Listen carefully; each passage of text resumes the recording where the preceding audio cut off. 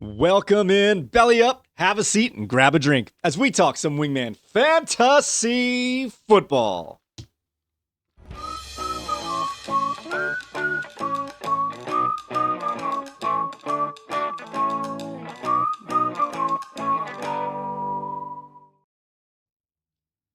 Welcome into another edition of Wingman Fantasy Football, the League Podcast. I'm your host, Michael Furley, and as always, I'd like to thank all of you, or any of you who may be watching or listening to today's show.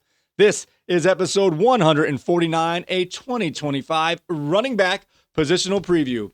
And it is my great pleasure to welcome back to the bar Mr. Bernie, a.k.a. Team B. I'm Cuban B. Yes, Cuban B.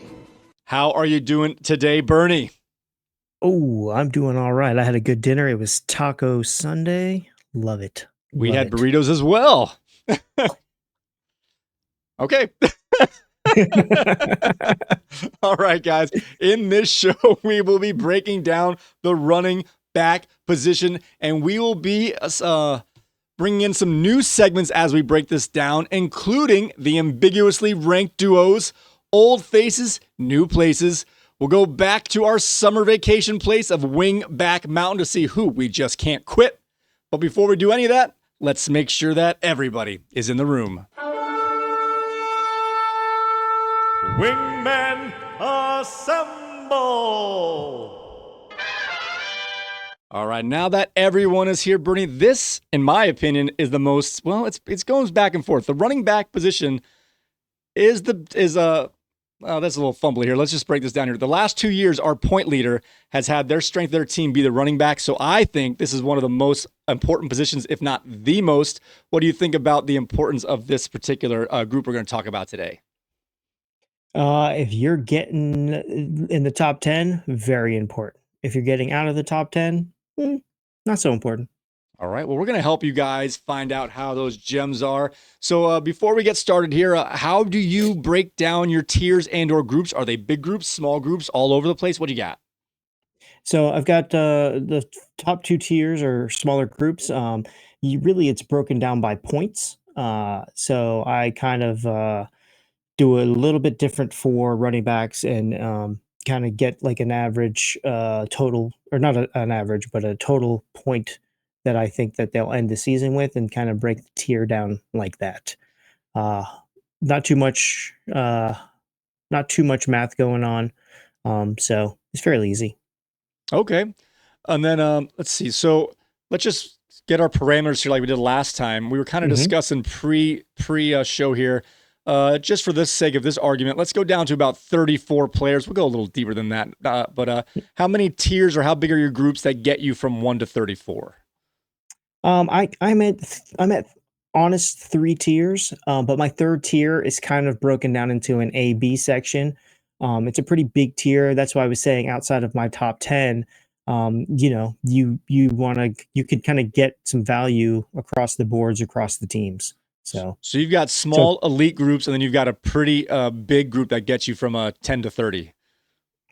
11 to 34 is technically one tier for me, with 2 sections in that one tier. So are you trying to get at least one of that group, or because that's a big group, that's going to last you a couple rounds? You're trying to get at least one or at least 2 out of that group or more? Well, with 14 teams, true, in our league, depending on where I fall in that draft order, I might just steer clear of the top 10, and then I can kind of bide my time and pick who I want out of that next set, and get 2 back-to-back in that next set.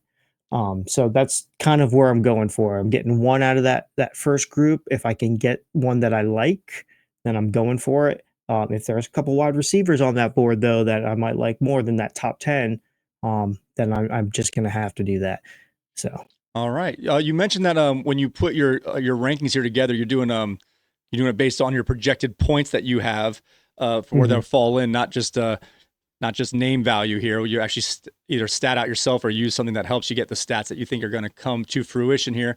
How much of that do you take into account the strength of schedule? Of course, like I said, it's based upon fantasy points allowed by defenses last year, which is an imperfect scale here, but how much do you look at who the teams are playing in terms of how their defenses have performed in the past? So not as much weight on strength of schedule for my running back and position, not as much as I put onto the quarterback position. With the running back, I'm kind of looking more at divisional play as my strength of schedule, column as far as putting a stat together for that. So it's not a heavy weight when it factors into the positioning. So when I was looking up at the quarterback one, and I do the strength of schedule table every year, and now I've done it for I don't know how long, 8-9 years, give or take. So I go back at least the year prior and be like, all right, they had this rated schedule. Did it make points come true, kind of thing? Right. And quarterbacks, like I mentioned last year and the year prior, I feel like the ease of schedule has nothing to do with how their total points are by the end. Right. Generally speaking, I find very good values on running back based upon their projected schedules, ease of schedule. Last year was a little different. Jahmyr Gibbs had the hardest rushing schedule last year and finished as the second highest scoring running back. So that was one of the few times that like people really bucked the trend from what they were projected going in. Now a lot of things change, but it's again, this might be how we discuss quarterbacks. If you're good, you're good. But these are ways for me to find like a player that you think's kind of a middle of the road kind of guy, but like, oh, he's got a really good schedule. That middle of the road guy is going to become not a number one running back in terms of one overall, but a guy you might think is a 16, 18 running back might finish in that 9, 10, 11 area. Yeah, exactly. And we could take a couple of backs right off the top and just, do just a quick look on that. But the way I look at it, like if I have James Cook ranked and I've got, let's say, James Cook and Chuba Hubbard. Chuba Hubbard's name has been thrown around. I would go, oh, James Cook, he's got to play Miami twice. He's got to play the Jets twice. He's got to play New England twice. Whose defense are we scared of for him not getting points out of those games? As opposed to Chuba Hubbard, where it might be a little bit different. It might be a slightly harder defensive division, but still not crazy tough. So that's kind of, similar players in my mind, but that little strength of schedule might throw it off. But I know what you're saying, and the anomalies is what gets you not to follow what you know to be true. And that's the scary part about looking at stats and trying to figure this stuff out, is that we focus on the anomaly and then we're like, but look at Christian McCaffrey, look at this guy. It's like, no, you can't look at those one-offs. You got to take those out, take the top ones out, take the bottom ones out, and look at the meat in the middle. There you go. So interesting. Like you assume some strength of schedules here based on who you think they're playing, and you're not wrong. But you didn't. I'm gonna just reiterate what you said by what you're kind of feeling like. Buffalo's playing a tough schedule with the AFC East teams and whatever else. Buffalo has the 25th most difficult schedule for running backs, and Carolina has the 6th easiest. So I did all the work, but you have the same sentiment with just by knowing who they're playing. It just quantifies it for me here. So I'm going to give you the top 5. Exactly. Go ahead. React to that if you want. Yeah. No. Go ahead. You're good. I was going to say, I'm not going through all this, but I have it right up here, and this is interesting. So I'll go to the top 6 only because we mentioned Chuba Hubbard's at 6. I'm just going to run off these are the easiest schedules based on fantasy points allowed per defense by last year. So again, like you mentioned, Carolina is the worst defense and they can't play themselves. So you wouldn't be surprised that there's going to be a couple NFC South teams up at the top of this list, as Carolina was the worst worst last year. Worst overall defense or worst rushing defense? They had the worst rushing defense of all time in terms of fantasy points allowed last year. Yeah. So anyway, the teams with the easiest schedule based on the defense they're playing when they're trying to get running back fantasy points. Probably a better way to say that. New Orleans has the easiest schedule. Atlanta has the 2nd easiest schedule.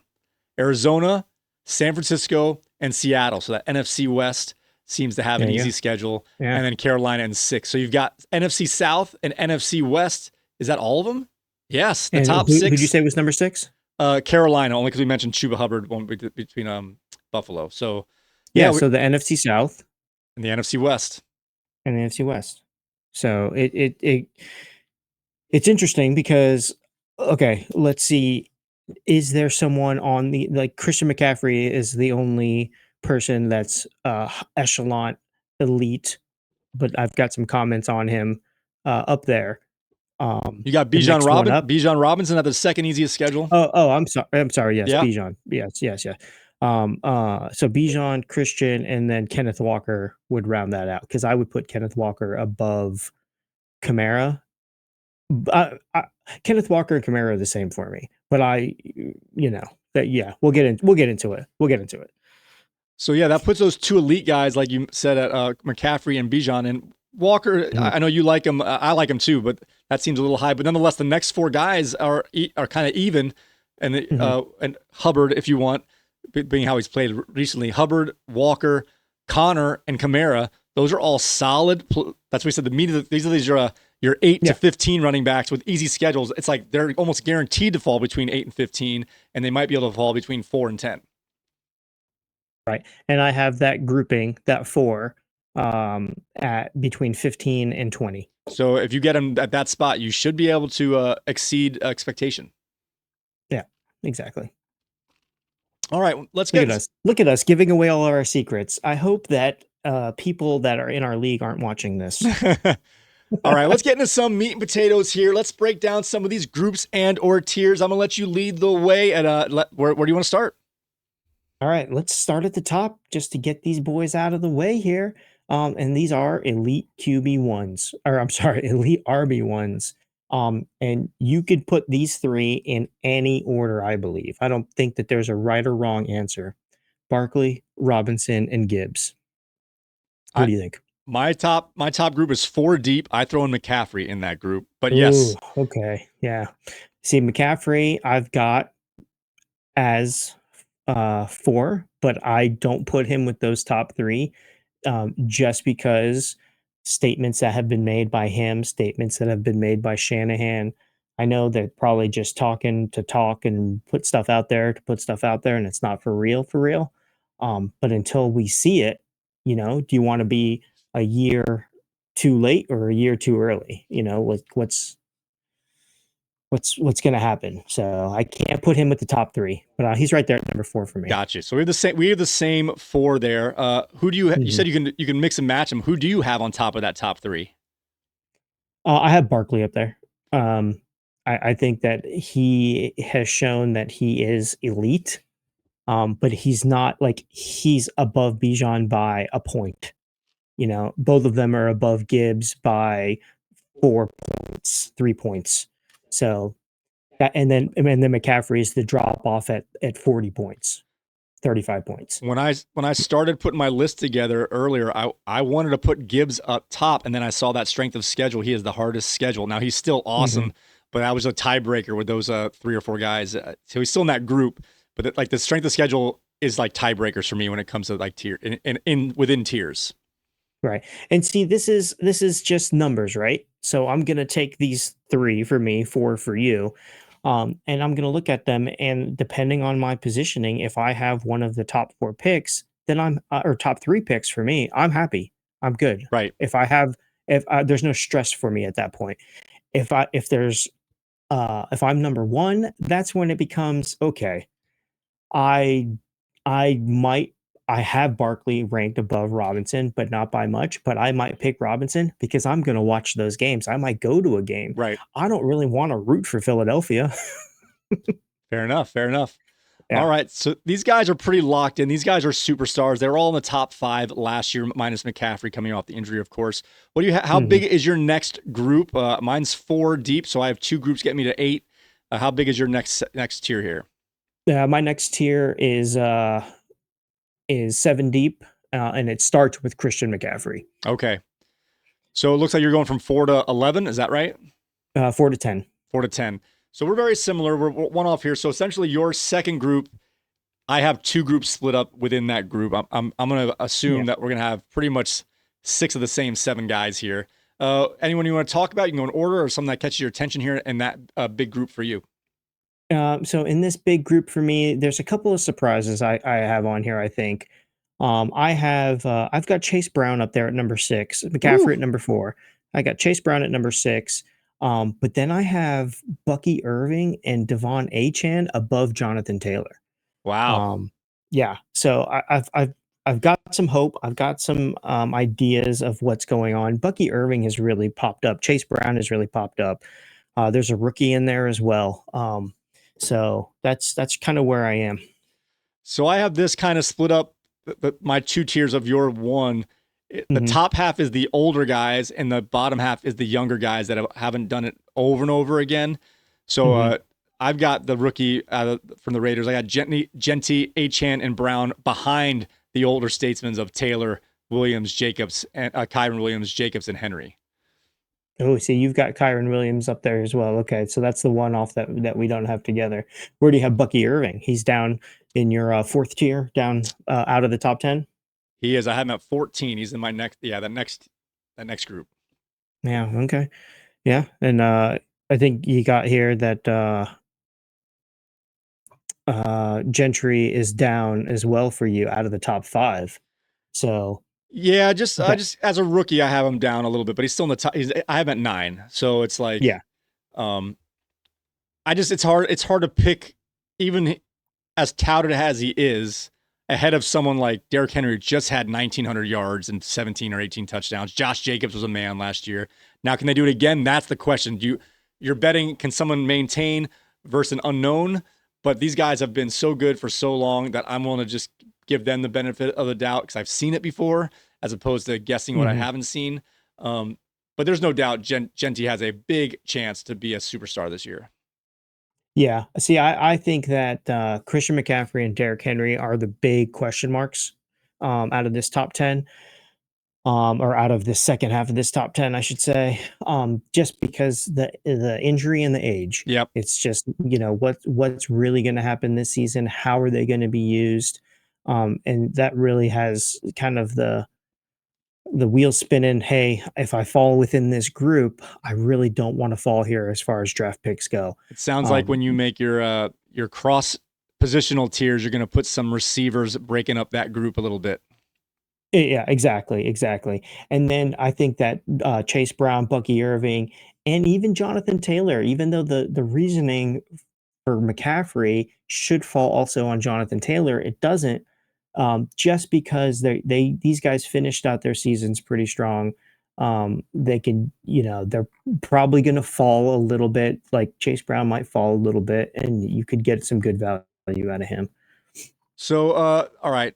My next group here is from 12 to 17. I don't know how big your group is from. You said you went to 10 or 11. How big is your group from? Oh, you have one big group from 11 to 34. You said, right?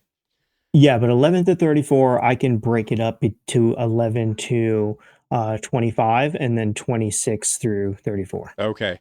These are the guys that I think are good. They're either young and need to show it again, or old and might be declining, similar to the Derrick Henry Genty group, except that these guys aren't haven't been that good compared to Henry, and don't have that much upside as Genty. This is where I have the Ken Walkers, the James Cooks, the Bucky Irvings, James Conner, and Breece Hall. Yeah, for sure. I've pretty much got the same thing. I've actually even dropped Kyron into my grouping here. Okay, that's fair. The top of this group for me is Kyron Williams, Josh Jacobs, James Cook, and then we get a rookie, and then we get Kamara, Walker, Breece Hall, Chuba Hubbard, James Conner. That's the meat of this part of this tier.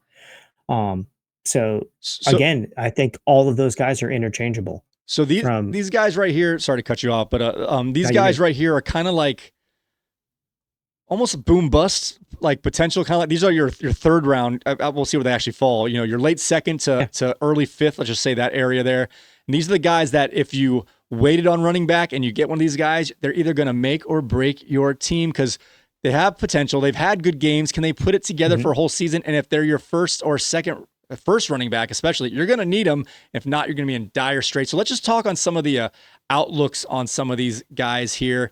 Let's start with James. Let's just start with these 5 if you don't mind, because these are are question marks for me. That's why these guys are good, but I don't trust them. That's the only thing. We got James Cook, Bucky. Well, you said Bucky Irving already. So James Cook, Kamara, Connor, and Breece Hall. Do you think James Cook can repeat his touchdown output from a season ago? James Cook. Okay, he had a pretty good touchdown rate last year. I don't know if he can sustain that and keep it going. It kind of made him enter that RB1 discussion. I think that he did sign his long-term contract extension, so that's always something to look at with performance with these players. I think if you're taking him in like the fourth round, that would be a really good quality value spot to pick up James Cook. But he's in a boomer bust for me. Yeah, You know, exactly.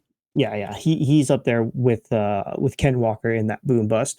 But if you can get them at a good value, he's definitely, if you could get him as an RB2, you're winning. You're winning something. Right. Maybe not the whole thing, but you're winning in the RB position. But he could also help you as an RB1, just not as devastating of stat line game to game, I think. So I was surprised. I was looking him up a little. I was looking everybody up, but he caught my attention. That he barely had over 1,000 yards rushing. It was really those touchdowns that put him up in that top 10. Without, if he gets, I don't want to say anyone's guaranteed or not guaranteed any particular amount of scores. He was getting 2 and 3 touchdowns every year prior to last year, where he had 16 or so. So let's be optimistically fair. Let's say 12 touchdowns, 11 touchdowns. That's still a decent chunk to come out. And if he's not getting the yards on the ground or the catches, that's not nothing to get rid of. What is that? 5 times 6, that's 30 less points. That takes you from a 300-point score or a 280-point score down to a 220-ish. You know what I mean? That's not nothing. That goes from a top 10 to a boom bust, 13, 14. That becomes a Chuba Hubbard, which is good, but he was coming off a top 10 year last year. Yeah, for sure. So I think it's good. And then again, this is probably why I don't win at fantasy football. I do good enough to be middle of the road, because he plays for Buffalo, and I just don't want to root for Buffalo. And that's my Achilles heel when it comes to fantasy football. Is there's some good players that are not on teams that I really want to root for, and sometimes I whiff at it and I don't pick them up, and I should have. So maybe this will be the year where that realization comes to play, and I just want to win, and I'll have some AFC East non-Dolphins on my team. So we talked about it more last year in terms of holdouts, because the bigger name receivers were the holdouts and held out longer into the towards the start of the regular season. In general, holdouts is not a positive thing. I understand they have to do it for their their livelihood and contract. So I'm not saying that they're doing anything wrong. I'm just saying what the outcome is in terms of their playing. At the worst, it really puts a damper on their season. At best, it has them with a slow start. But no one holds out and starts out of the start gangbusters, So that's another little bit of a red flag for. Go ahead. He wasn't an official holdout. He was kind of like a hold in, right? Because he was at camp. He was doing all the things in class, in meetings. He just wasn't practicing on the field, which is a big deal. I mean, that's not to take anything away from that, but it's not like he wasn't, watching film with the team, going over stuff with the team. He just wasn't physically playing with them. Gotcha. So, I guess I hear what you're saying. Yeah. I guess there's subcategories of involvement in your hold-ins, but it's as a very broad general stroke. It's not great news for sure, and it could be bad news, and at least it's going to get potentially, by the track record, he's going to have potentially a slow start. Yeah, and then you always have to worry about Josh Allen and what's their Ray Davis? His name? No, Knox. Oh, Dawson Knox. Dawson Knox. Dalton You got to worry Kincaid. about them when they're close, because those guys could also vulture, a 1 or 2 touchdowns every week, which isn't good. Obviously, it didn't happen last season to the extent where you wouldn't want him, but that's always a possibility. All right, I can't believe we're talking this much James Cook. That's my fault. Let's get off James Cook here. Let's move this along a little bit. I've got 3 guys here that are actually pretty interesting for different reasons. We got Kamara, who started out awesome last year. Once again, is the only man in town. New coaching regime coming in. We got James Conner, who's aging but seems to be getting better with age in terms of actually on the field. Like, he is really good. And then Breece Hall, what an enigma this is. It seemed like a bust last year. He was nominated for the Golden Wingman Awards as a bust, finished as the running back 17, but I have him ranked at 17 right now. So it's like you get him there. It's like you think he had a bad year and he gets that, and you get him at cost. All he can go is up, in my opinion. I know the buzz is not good on Breece Hall, but he's in a contract year. I think he's the best running back on that team. And unless they really just kind of blackball him and try and keep him off the field, I think he's gonna produce for the Jets this year. Yeah, so we're going to go from James Cook to Breece Hall conversation. Good gosh, nobody's watching this show, Mike. Out of half of our subscribers, half of them are Dolphins fans, and they've all just turned it off. All right, well, now. let's stick with the older guys here. Kamara and Connor. Kamara and Connor. Can they do it again? Can they do it again? Okay, so Kamara. Let's talk Kamara. Kamara is good. He's good. I think Kamara is going to be a solid RB2 for you. I don't think he's going to be a solid RB1. He can be a low level RB1, but if you get him at an RB2, you're winning. You're good. You shouldn't have to pay more than an RB2 price for him is really what it comes down to. He might not be finding the end zone as often as he had been in past years. And that's just due to age. That's just due to maybe the inexperience of the Saints starting quarterback. I don't know who started for the Saints. I don't even know. Yeah, I thought it was going to be a Rattler, but he played the fourth quarter in the last preseason game. So I don't know if it's going to be a Shuck. I think he's hurt and like slow. A couple guys are slough. So Kamara's good when he's in motion, but if he's in motion, if the quarterback's bootlegging, if quarterback's doing anything, those defensive backs are going to be hawks. That defensive end's going to be on him. So it's just going to be a crowded house in the backfield, I think, for the Saints. But I could be wrong. Connor, though, I think Connor, he turns 30, I think, this year. He got his extension. Trey Benson is okay. He's not great. So Connor is there, and I think he's going to be solid. He's going to get the touches. Again, though, you've got a mobile quarterback and you've got a solid tight end. So how much of that inside the 10-yard line, inside the 15-yard line work is he really going to get? So I would pick Connor over Kamara at this point in there, but I think they're both solid RB2s, not RB1s. So just to break this down a little further, we had mentioned before the strength of schedule. New Orleans and Arizona, Kamara and Connor had the first and third. Not only do they have the first and third, so Kamara's got the most easy games with 9 games where the defense gives up at least 22 points. And his first 7 games, both these guys, their first 7 games of the season, those defenses give up at least 20 points to the running back position. So not only do these guys have easy schedules, they start out the year with a heavy dose of those easier games. And as older guys, that's when they're going to be freshest. So these might be guys you get at a value, maybe in that second, third round, ride them for those 7 weeks. And these might be guys you could be looking to trade as they might be overperforming a little bit early. It's hard to say. It's hard to get rid of guys who are playing so well.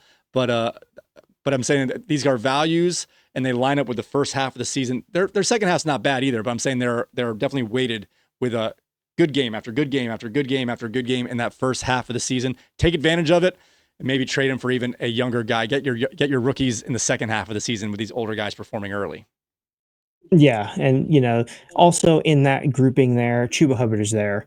Chuba Hubbard is 26, so he's still got a little bit more juice. Both Connor and Kamara are 30 years old. And then don't forget about you got DeAndre Swift just pulling up the back end there. You got Tyrone Tracy right there. You got Tony Pollard right there. So in that little grouping, you don't have to stretch to try to pick up a Kamara or Connor or even a Breece Hall. Breece Hall's right there with them as well. I would, not try for that and then see if I can get DeAndre Swift or Tyrone Tracy or Pollard to fall to me. All right. I want to move this along a little bit, not necessarily strict to the tiers anymore. I want to get to the young guys, but before we do that, there's a couple old guys here who catch my attention, and they're both coming off injuries, so I don't know if how much we take that into account. What do you think about David Montgomery, who's been surprisingly amazing. You think he's just getting part of the work, and he's just so good. And Joe Mixon, who started off last year as one of the number one top 3 running back for the first half of the season, but then fell off hard. Apparently is still in a walking boot. David Montgomery finished the last year with a sprained knee. I don't think he got surgery. So both these guys are good. Both these guys are aging, and both these guys are coming off injuries. What do you think about Montgomery and Mixon? Are they the end of the line? Do they have a little more in the tank? What do you think? I think Montgomery does. Montgomery is 26 for me on my ranking, and Mixon is just out of that 34. He's number 35 in my ranking. I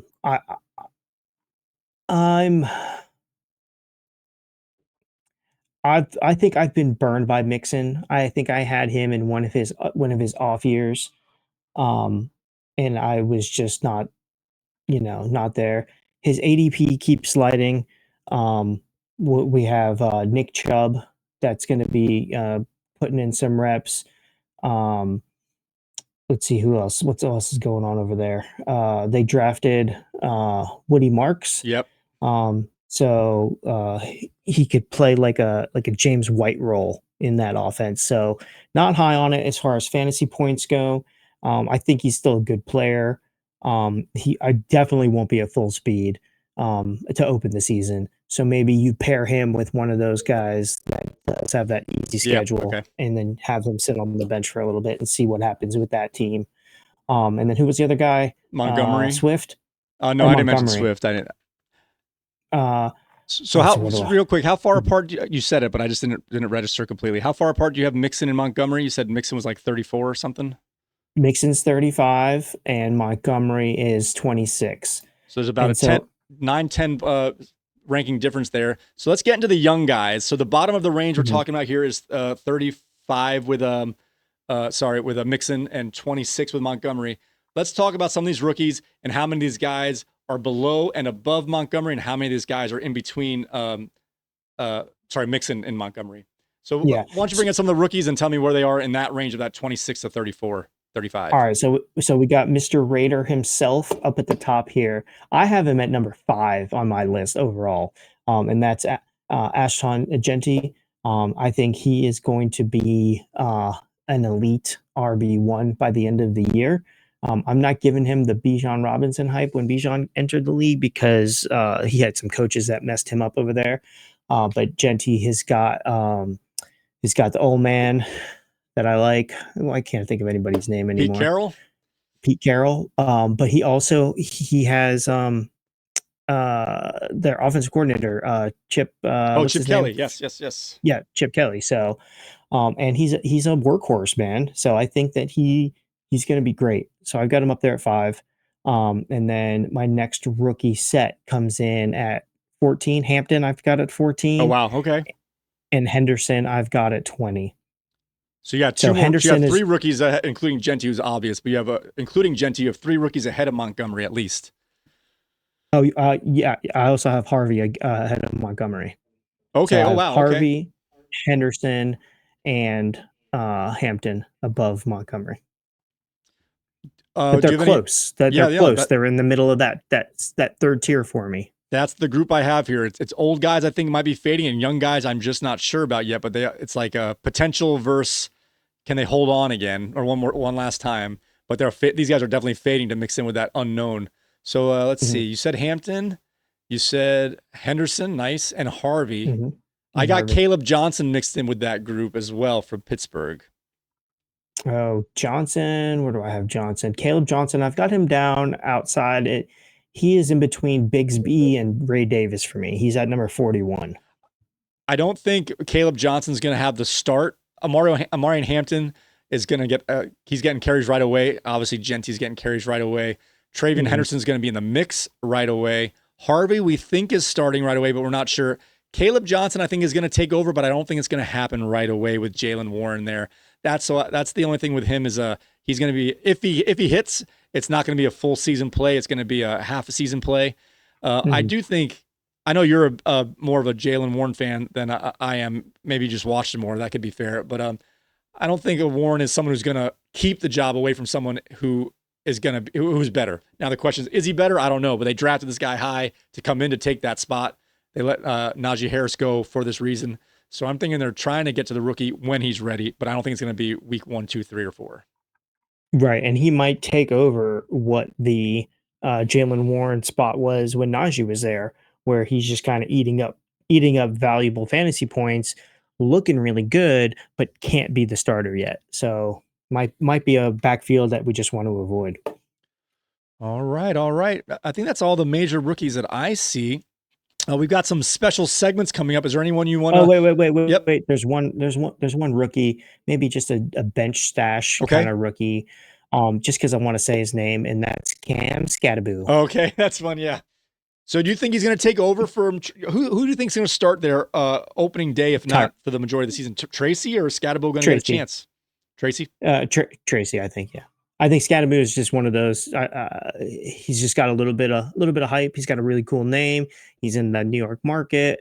They might start chanting his name. Put him and Tommy DeVito in at the same time. I don't know. New York Giants fans are. Oh, I'm sorry. There's some watching, aren't there? New York Giants fans are great. I hope if Scattaboo does good, we'll get the Scat Man drops for him. There you go. All right. So guys, we're going to get into some sub segments here of our running back preview. I've been working really hard the last day and a half, 2 days to get some of these intro graphics for you. So we're going to start off with a new segment called the Ambiguously Ranked Duo. I forget what button does it. Got it. The Ambiguously Ranked Duo. The Ambiguously Ranked Duo. On draft day, I don't know which one to take. These two players are comparably ranked. They're extremely close in an ambiguous way. They're ambiguously ranked. They're ambiguously ranked. The Ambiguously Ranked Duo. The Ambiguously Ranked Duo. All right. So, in case you can't understand what that is, it's these are these are teams that have two players on the same team, obviously, that are close enough that we have to decide whether or not it's even worth picking one or just taking whatever one falls later between the two. I've got two sets of players that catch my attention. This one is closest for me in that I have them ranked back to back because I'm just gonna assume whoever the starter might be good and whoever doesn't won't be. I've got the Jacksonville Jaguar running back mates Tank Bigsby and Travis Etienne. Last year, our bust of the year, Etienne. Is it time for Bigsby to finally take the reins from Etienne? They both played this preseason, making this very unclear, which is why they're ambiguously ranked. What do you have on these two running backs? How far apart are they for you? Are you, not that you're targeting them, but would you take the first one, or are you just going to wait to see who falls? So I'm not personally targeting them. Bigsby I have at number 40, and where is he? Etienne I have at 34. And just to throw this in there, just to make this a trouble. Is trouble? Is that what they say? Trouble? Is that the yeah, okay. Tootin, the running back rookie in Jacksonville. I've got him up there as well. I can't say his name. Bushul Tootin. I don't know. You can get me with that. So I'm not targeting this backfield. I'm not really targeting this team. But I got some notes for you here.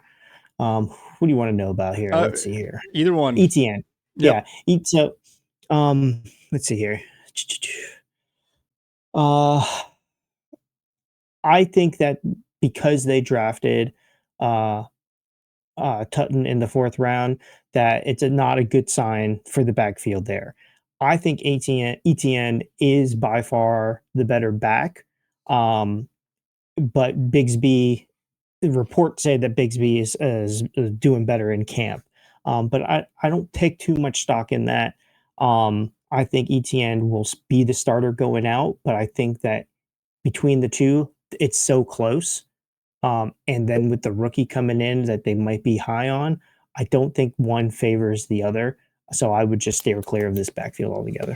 So neither of us are excited about this. That's why they kind of fall in this category. Mm-hmm. I know we haven't done any mock drafts yet, so I'm kind of putting you on the spot a little bit. So these aren't guys you are targeting, but at a guess, at what point you're like, I guess I'll take ETN. It's the 9th round or something like that. What's the breaking point where someone that you're not even that's not on your target list is just has to be a value? Can you guess? I guess. Yeah. So if I have a solid RB1, like a solid RB1, top 15, top 10 RB1, then yeah, then if ETN is there, and let's see who's around him for me. Um, am I going to pick J.K. Dobbins over ETN? Am I going to pick Mixon over ETN? I'm definitely not going to pick Tyler Algier over ETN because Algier is not going to be the starter. J.K. Dobbins, is he going to be the starter? Pacheco, is he healthy and ready to go? Like these are the groups that are right above him and right below ETN for me. And if those guys are there, then I don't see why I need to take ETN. I would rather have a piece of Kansas City than I would of Jacksonville. So I would take Pacheco over ETN if it came down to that. I would rather have if for a second a backup back, I might want to have Trey Benson over Travis Etienne. Gotcha. Yep. Okay. You know, Mixon and ETN, that would be a coin flip for me. Okay, fair enough. All right, we got another group of ambiguously ranked duo here. This one's a little farther apart for me because honestly, I don't know what their roles are as of yet. As camp news is a little dodgy. We had the Minnesota Viking backfield here. Aaron Jones, the elder statesman, always productive when he's on the field. And they brought in from San Francisco, Jordan Mason, who was a stud in those first 6 weeks, taking over for the injured McCaffrey. But he himself came off an injury and was traded to the Vikings. So we have two quality backs here, an older player and a youngish player, but I'm not really sure they're going to break this down. Is this a 50-50 or is someone going to take hold of this backfield? Okay, so I've got them really close. They're one off of each other, 25 for Aaron Jones and 27 for Jordan Mason overall. I think the Vikings, with them deciding to bring Jones back at basically a starter's salary, and adding Mason, they should probably be really focused on this run game. I think Mason is as good of a starter as Christian McCaffrey was in San Francisco. So if I had to do this, I would pick Mason over Jones, but I know that they're going to be a timeshare between the two because it's not like Jones is washed. He's a good back still. So it's one of those where the season, the game script is really going to dictate what's going on here. I'll throw it back to you. Is Jones a much different style runner than Mason, or is Mason just fresher than Jones? They are different. I think they're both big guys, but Jordan Mason is a thunderback, however you want to call that, and Aaron Jones is a versatile back. He's a much better receiver. He catches long passes over shoulder, and he's also very good. He's big enough to do the pounding, but he's more skilled. So I think they might try and I don't think they're going to put guys in and run specific plays because that tips off what you're going to do. But I think they're going to use Mason for those obvious pounding situations, and they're going to use Jones for the more all-around type game, not a third down back by any means. I think this is kind of a poor man's version potentially, because one guy is more, like I said, the power back, and one guy is not finesse, but a big guy who can do a lot of things. So it's kind of like Detroit's backfield with Aaron Jones being the older, slower Jahmyr Gibbs, and Mason being Montgomery, the plotter pounder guy. I think these guys are both going to be good in how Montgomery and Gibbs were. And if one guy gets hurt, then the other guy left becomes an amazing play. You got to play him as a starter. Whenever Montgomery goes out, Jahmyr Gibbs gets 28 points a game. And when they're both playing, they both get 14. So I think this is going to be, like I said, a poor man's version, not 20 and 10 at the same time, maybe 16 and 9. But when one guy goes out, you're going to have a 21-point score. Yeah, for sure. If it was a single backfield of either one of them, definitely jump up in the rankings for me. But then what do you do come draft? If you get one of them, are you trying to get the other one later on in the season? Are you trying to get Mason because Aaron Jones has more of I'm not going to play a full season history? What do you do? I was actually surprised, as you say that, when I was looking at all the stats for the running backs, getting my list together. Aaron Jones played all 17 games last year. Yeah, he did. He might have missed some time in games, but he was dressed for every game. Yeah, but is that going to be consistent? No, probably not, because he's missed games other years. I was surprised I was surprised myself when I saw him, like, oh, he actually played because the year before he's always half banged up with a quad or hamstring that he's kind of plays one game, misses 2 games, plays 2 games, misses 1 game. So I think that's what Jordan Mason is. He's a fill-in starter. He's a flex guy no matter how you do it, like Montgomery is, and he's bye week starter and a bye week starter. And if there's any bit of a injury, whether he's out of the game or just snap counted for Aaron Jones, I think they're going to use both guys because they have the second year rookie, if you want to call it, JJ McCarthy at quarterback. I think McCarthy can handle it, but they're not going to put any more on his plate than they did on Darnold. They're probably going to put a little bit less. He's going to be a game manager with big time play action success, but they're going to use both these guys. They're going to run the ball to move the ball, I think, this year. Yeah, these are low ceiling are running backs for me, and I'm going to give you the grouping that I have with them in this little subcategory. But Aaron Jones, Jordan Mason, Ramondre Stevenson, Isaiah Pacheco, Brian Robinson Jr., J.K. Dobbins, Travis Etienne. A couple of names we've talked about. They're not targets. They're not circled by any means in my list, but they're going to be, they're going to be RB2s for me. Okay. All right, guys. We're going to get into another new segment here. We teased this last time with the live read, but I've got a graphic for you this time. We've got old faces in new... Oh, wait. Before I do that, I got an outro for this last thing. The Ambiguously Ranked Duo. Sorry about that. First time. Let's see. Which of you two is the better receiver? Well, Gary is definitely the best catcher. What? Nothing! The Ambiguously Ranked Duo. All right, sorry about that. Okay. I thought this was a family-friendly show. I could have gone a lot worse than that, trust me. All right, okay. Now it's time to get to our old faces, new places. Wingman Fantasy Football. Welcome to the team. Who are you? Where am I? Get this man a helmet. Old faces, new places. I'll say hello, my darling, if we should meet again. All right, we got some old faces and new places. Where do you want to start with some of our old faces going to new teams this year? Ooh, let's start with one of my favorite just football players in general, Nick Chubb.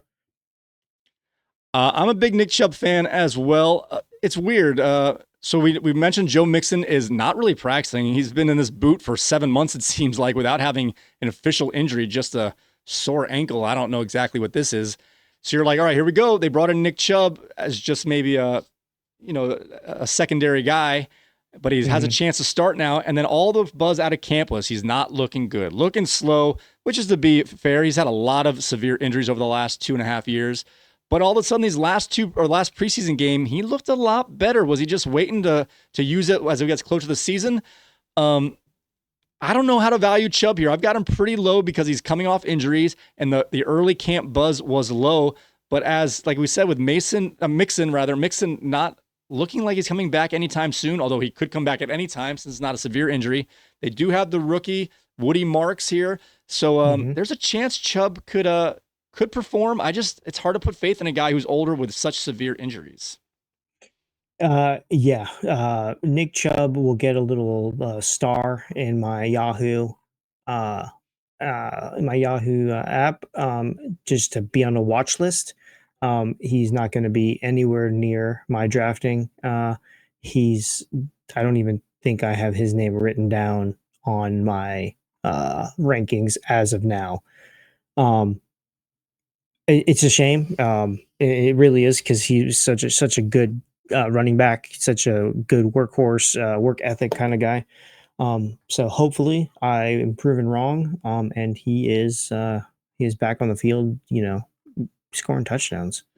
I'd rather wait on someone like Chubb than reach for someone like ETN, for example. I have them far apart. ETN is definitely ranked higher, but it's like, I don't love it, so I'll wait and then get someone like that. That if they don't do anything, you use a later pick, and if they overperform, hey, look at that. Yeah, and of course this might change. He's battling for his role right now, so we'll see how that goes. Oh, I found him. He's number 70 on my list. Okay. All right, we got two more old faces here. We're going to go through these a little quicker here. I'm just going to do this one by myself because it's just not much to add. We got Javonte Williams, we mentioned, because I've had on my team at least, I think, 1 or 2 years in a row. This could go in another category as well. He now plays for Dallas. He is the starting running back as Dallas got rid of Rico Dowdle and I guess Zeke, and they brought in Miles Sanders. So they've actually downgraded their running backs. How can Dallas do that? I don't know how. But they brought in Williams here, old face, new place. We mentioned his best skill set is blocking from the backfield. I think he's actually going to be the main guy on the field. They do have a running style offensive coordinator, so there's a chance he could do well. But I've said that for the last 2 years, and it hasn't happened and he's had the majority of the playing time. So it's not a matter of opportunity. I think he might just be toast in terms of explosiveness, but he is a good part of a cog of an offense where, like I said, he is good at picking up the blitzes and blocks, and he's a good receiver out of the backfield as a dump off, but he's not going to take it very far. Yeah, and these guys could have landed on my really low ranking, ambiguously. I don't want to say the actual name. What is it? Ambiguously ranked duo, because I've got Miles Sanders at 69 and Javonte Williams at 67. Shit. Sorry. I'm going to find it. 69. Sorry. You put me on the spot. I have all my buttons memorized from last year. It's going to take me a couple weeks here. Okay. We got one more guy in this old faces, new places here. We've got Najee Harris, who is coming into the running style offense of Greg Roman for the Chargers here. Looked like he was going to be the new bruiser, taking over for both the leaving Gus Edwards. I think Gus Edwards left. If not, I haven't heard anything about him. And J.K. Dobbins. But they brought in a rookie who they thought he was going to, Harris would take the first half of the year as the rookie got implemented later. But Harris had the off-season injury, the Jason Pierre-Paul, different part of the body here, and he's just starting to practice for the first time, but in individual drills. It's not looking great for him. It was an eye injury if you weren't paying attention. 4th of July, fireworks, stray shot that hit him in the eye area, and all the pictures show his eye kind of closed. I don't know anything more than that, if it's just still has to heal or if there's like permanent damage back there.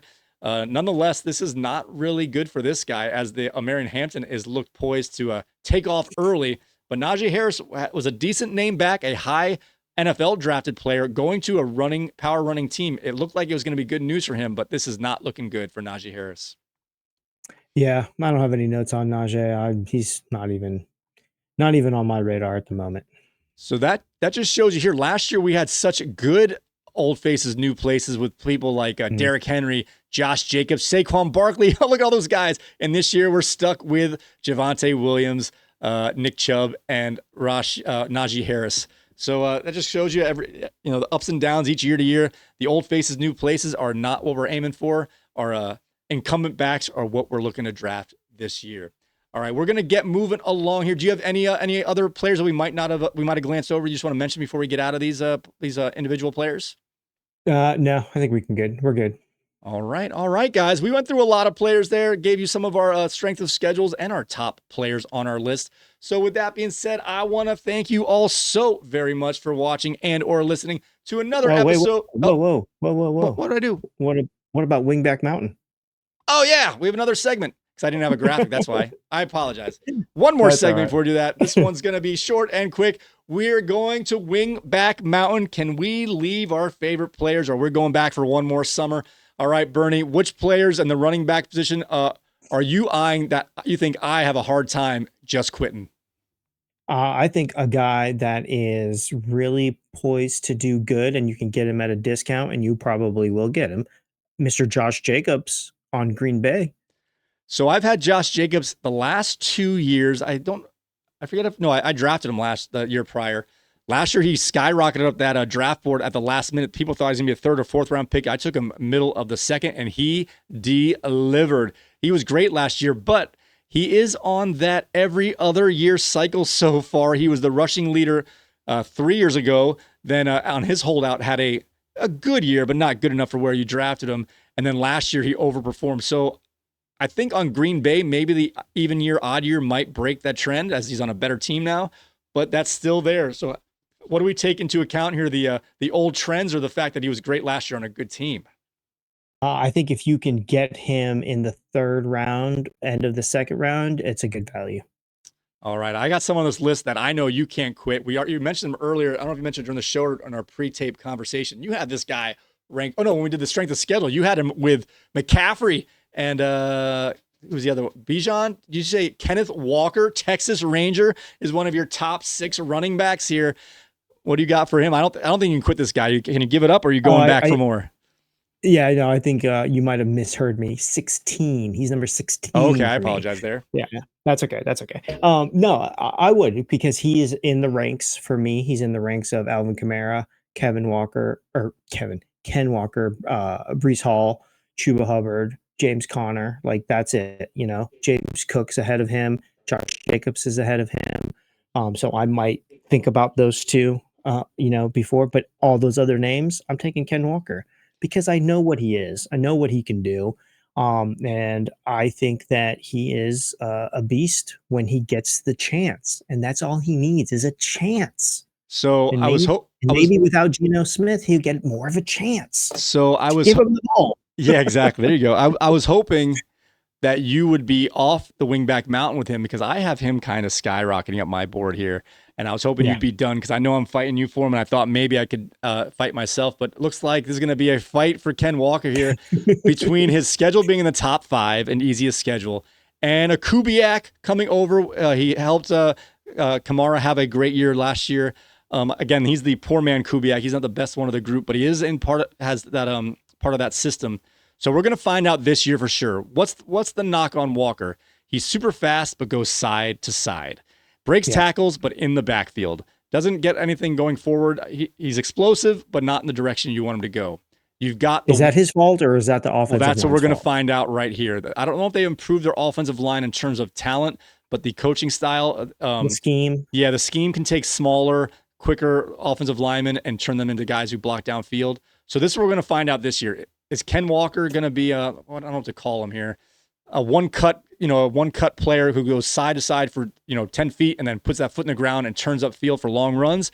Or is he going to become DeAndre Swift, the guy who's fast but can't find the holes when you need him? We're going to find out this year's a make or break. I have him high because of all those combinations of schedule and coach. But if he misses this year, he is going into DeAndre Swift territory. I'm sorry. Okay. Ken Walker or Jonathan Taylor? I got Jonathan Taylor ranked 5, so Jonathan Taylor for me. No, Jonathan Taylor's on the board. You're taking John. Oh, you got him at 5. Never mind. All right, Ken Walker and Brees Hall. Ken Walker. Ken Walker and Alvin Kamara. Ken Walker. Ken Walker or Chuba Hubbard. Ken Walker. James Conner. Ken Walker. There you go. All right, you are high on him then, as far as my list goes. I got him at 12. He's the top of a tier. Yeah. All right, good for you. You have Jonathan Taylor at 5? Yeah. Good gosh, man. I like Taylor. He's my Wingback Mountain. I've had him twice. You know what? And this could be the year that he goes back to that number 1 all-time running back form for fantasy football this year. So I wouldn't put it past him. He could be in the top 3 this year at the end of the year. The problem with Taylor is Anthony Richardson. If we can get I think the problem with Indianapolis is Anthony Richardson. Yep. All right. Wingback Mountain. We got some guys here. We both still have them high on our list here. Josh Jacobs is just a solid performer at a good value. Ken Walker, we just have something in our bones for this guy, especially Bernie. Although I told you I've got him. I'm fighting you for him this year. I moved him up to make sure I have a chance to get him. It's all going to be based upon draft order and draft position, because one of us is getting this guy in the middle to late second round. I think it's going to take that early to get him. I think so. And I think you might get him because a couple of those names, and I'm not going to give you the exact order, a couple of those names I read off, I have higher than him. So you're doing good, bud. You might get him this year. Like I you said, might we get either have him a and Josh Jacobs this year. Look at that. We either have a superstar or we have DeAndre Swift. We will find out. It would be a triple on Wingback Mountain with Furley, Jacobs, and Walker. There you go. All right, guys. Now we can get to the end here. I apologize for jumping out here. We needed to do that, of course. Guys, I want to thank you all so very much for watching and or listening to another episode of Wingman's Fantasy Football's The League Podcast. You can find us on Apple Podcasts, Spotify, TuneIn Radio, YouTube Music, Amazon Music, iHeartRadio, and the Audacy app. If you could please rate us on whatever platform you're using, it would be most appreciated. Also, if you would like to see these beautiful faces, you can go ahead and see us at our YouTube channel at wingmanfantasyfootball.com/YouTube. When you get there, guys, do me the favor, hit the like button, subscribe, hit the notification bell, and leave a comment. We will get you into our next mailbag segment. I'm going to do a little tease here. We're going to have a big announcement in our next show, so you have to stay tuned. We'll get that out to you Friday, and we'll have a big announcement then. Guys, with that being said, may your glasses be full, your mugs stay frosty. And remember, you only need to start one running back in this league. I still want 3 or 4. Okay, bye, guys. We'll see you next time.